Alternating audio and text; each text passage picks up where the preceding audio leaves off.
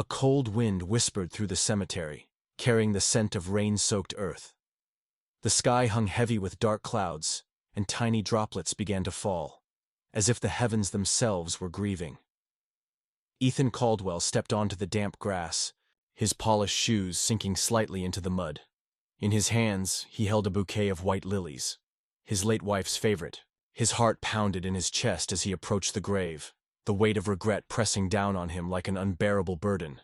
He had built an empire, amassed wealth beyond imagination. Yet here, before Amelia's final resting place, he felt like the poorest man in the world. Money couldn't bring her back. Success couldn't erase the nights he had spent away from her, buried in work, chasing a future that now felt meaningless. He knelt, placing the flowers at the base of the tombstone, tracing her name with trembling fingers. "I'm so sorry, Amelia," he whispered, his voice barely audible over the steady patter of rain. A faint sound broke through his thoughts, a soft, muffled cry. His brow furrowed. He wasn't alone. Slowly, he turned his head, scanning the cemetery. Then, he saw her, a small figure, curled up near a nearby tree, her thin frame shivering in the cold. A girl, no older than 10, dressed in tattered clothes soaked through from the rain. She was kneeling before Amelia's grave, scrubbing the stone with a worn-out rag, her tiny hands raw and red. Every now and then she sniffled, wiping her face on her sleeve before returning to her task. Ethan's breath caught in his throat. Who was this child? And why was she cleaning his wife's grave? He hesitated before stepping closer, his expensive coat shielding him from the rain while she remained exposed to the bitter cold. As he neared, the girl suddenly stiffened, as if sensing his presence. She lifted her head, her wide, frightened eyes locking onto his. Her face was pale, gaunt, her cheeks hollow from hunger. Yet beneath the fear, there was something else. Something that unsettled Ethan. "Hey," he said softly, crouching down to her level. "What are you doing here?" The girl clutched the rag tighter, her small fingers trembling. For a moment, she said nothing, just stared at him like a cornered animal. Then, in a voice barely above a whisper, she replied, "She helped me." Ethan's stomach twisted. "Who helped? You?" "Amelia," the girl sniffled. "She gave me food, clothes. She said she would find me a safe place to stay. But then," her voice cracked and her chin quivered, "then she was gone." A chill ran down Ethan's spine. His wife had been helping this girl? How had he never known? His throat tightened as guilt clawed at his chest. The rain fell harder now, drenching them both. But Ethan barely noticed. He had come here to grieve, to drown in his regrets. Instead, he had found a mystery, one that would change everything. Ethan stared at the little girl, his mind racing. Amelia had been helping her. All this time, while he had been consumed with meetings, deals, and growing his fortune, his wife had been out here, changing lives in ways he never even noticed. The thought made his chest tighten. How much of her had he failed to see? The girl, still clutching the damp rag, shivered as another gust of wind cut through the air. Ethan's instincts told him to get her out of the rain, but he hesitated. Would she trust him? He wasn't sure why, but there was something about her that made him feel responsible. He didn't know her, yet he couldn't just walk away. "What's your name?" he asked, his voice softer now. The girl wiped her nose on her sleeve, shifting uncomfortably. "Lena." He nodded, the name etching itself into his mind. "Lena, you shouldn't be out here alone, especially in this weather. Come with me. I'll get you something warm to eat." Lena's eyes narrowed. "Why would you help me?"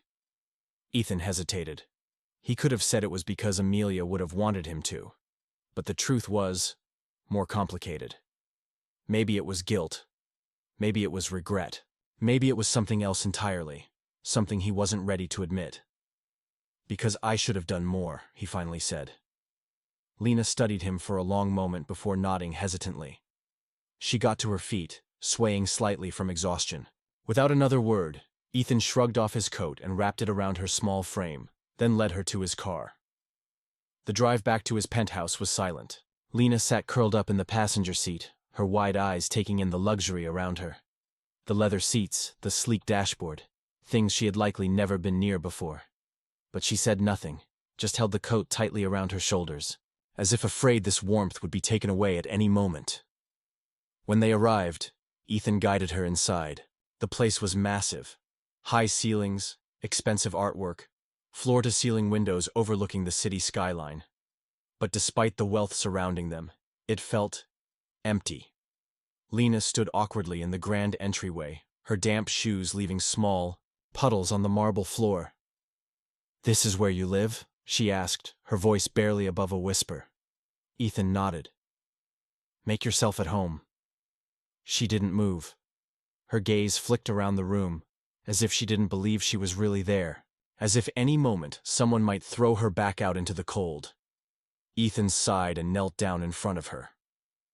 "Lena, you don't have to be scared. No one's going to hurt you here." Her lips pressed into a thin line. "That's what they always say." The words hit him harder than he expected. How many times had this child been promised safety, only to be let down? How many people had failed her, just like he had failed Amelia? Determined to make things right, he stood up. "Come on, let's get you something to eat."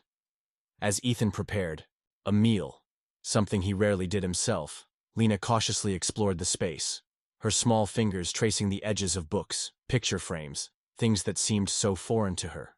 When she stopped in front of a photo of Amelia, Ethan noticed. "She was beautiful," Lena murmured. "She was," Ethan agreed, his voice thick with emotion. Lena hesitated, then asked, "Do you miss her?" Ethan swallowed hard. "Every day." A long silence stretched between them. Then, in a voice so quiet he almost didn't hear it, Lena whispered, "Me too." Something about the way she said it sent a chill down Ethan's spine. There was more to this girl's connection with Amelia than he had realized, and deep down he knew this was only the beginning. Ethan watched Lena closely, sensing there was something she wasn't telling him. The way she looked at Amelia's picture wasn't just admiration, it was personal. There was a deep sadness in her eyes, one that mirrored his own grief. "How did you know her?" Ethan finally asked, his voice careful, gentle. Lena hesitated, fingers still brushing the edge of the photo frame. "She used to come to the shelter," she said. "She'd bring food, clothes, sometimes she'd just sit and talk to me." Her voice cracked slightly. She was the only person who ever cared. Ethan clenched his jaw, his heart aching at the thought of Amelia sneaking off to help a little girl while he was too busy chasing wealth. But before he could say anything, Lena took a deep breath, as if preparing herself. "There's something else," she admitted, finally turning to face him. "Amelia was trying to help me, because she knew the truth." Ethan frowned. "The truth about what?" Lena swallowed hard. "About who I really am." The words sent a shiver down Ethan's spine. He could hear the pounding of his own heart. "Lena," he said slowly. "What do you mean?" The girl hesitated for only a second before whispering. "She knew who my mother was." Ethan felt like the ground had been ripped from beneath him. His breath caught as a realization hit him like a crashing wave. He didn't know much about Amelia's past before they met. She rarely spoke about her family, only that she had lost someone long ago. Could it be? His voice was barely audible when he asked, "Who was your mother?" Lena bit her lip, eyes glistening with unshed tears. "Her name was Claire Caldwell." Ethan staggered back as if he'd been struck. The name echoed in his mind, bringing back memories he had long buried. Claire had been Amelia's younger sister, the one she had spent years searching for, but she had disappeared before Ethan had even met Amelia. "She was my sister," Ethan murmured, his hands shaking. Lena nodded, tears finally spilling down her cheeks. "I think Amelia knew. She was trying to help me before." She trailed off, the unspoken words hanging between them. "Before she died." Ethan could barely breathe. This girl, the one he had brought into his home, the one Amelia had cared for. She was family, his own niece. He sank into a chair, trying to process the impossible truth. Amelia had spent her last days making sure Lena was safe, carrying the burden of a secret she never got the chance to tell him. For the first time in years, Ethan felt something shift inside him. He had spent so long drowning in guilt, in regret, in grief for the woman he lost. But now, staring at Lena, he saw something else, a second chance. He reached out, his hand steady this time. "Lena," he said firmly, "you're not alone anymore." Lena hesitated. Then slowly, she stepped forward, letting him wrap her in an embrace. As he held her, Ethan knew Amelia's legacy hadn't ended with her death. It lived on in Lena, and it would continue to live on in him. For the first time in a long time, he wasn't just a billionaire with an empty house and a broken heart. He was an uncle, a protector, a man who had finally found what truly mattered. And this time, he wouldn't let it slip away.